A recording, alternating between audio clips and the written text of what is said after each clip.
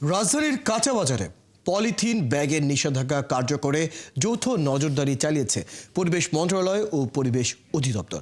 শনিবার সকালে রাজধানীর হাতিরপুল বাজারে তদারকি করেন মন্ত্রণালয়ের মনিটরিং টিমের সভাপতি অতিরিক্ত সচিব তপন কুমার বিশ্বাস। এই সময় ব্যবসায়ীদের সচেতনতার পাশাপাশি বিকল্প হিসেবে পাটের ব্যাগের ব্যবহারের নির্দেশ দেন।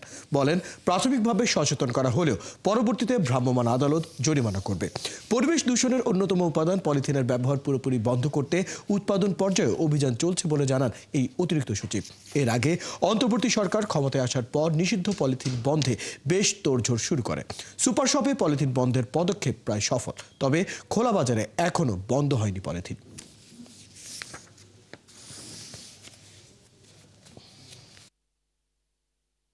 আমরা আমাদের অবস্থানে অত্যন্ত সুদৃঢ়, আপোষহীন। যে কোনোভাবেই পলিথিনের ব্যবহার বন্ধে আমরা আমাদের কর্মকাণ্ড বজায় রাখছি। স্থানীয় সরকার বিভাগের নেতৃত্বে একটি টাস্কফোর্স কমিটি গঠিত হয়েছে। সেই টাস্কফোর্স কমিটির আওতায় বিভিন্ন ম্যাজিস্ট্রেটগণ বিভিন্ন অধিক্ষেত্রে কাজ করে যাচ্ছেন। বায়ু দূষণ নিয়ন্ত্রণ রোধে, বায়ু দূষণ নিয়ন্ত্রণে তারা কাজ করে যাচ্ছে। সেখানে আমাদের পরিবেশ মন্ত্রণালয়ের অধীনে পরিবেশ অধিদপ্তরের তত্ত্বাবধানে আমাদের ম্যাজিস্ট্রেটগণ দায়িত্ব পালন করে চলেছেন।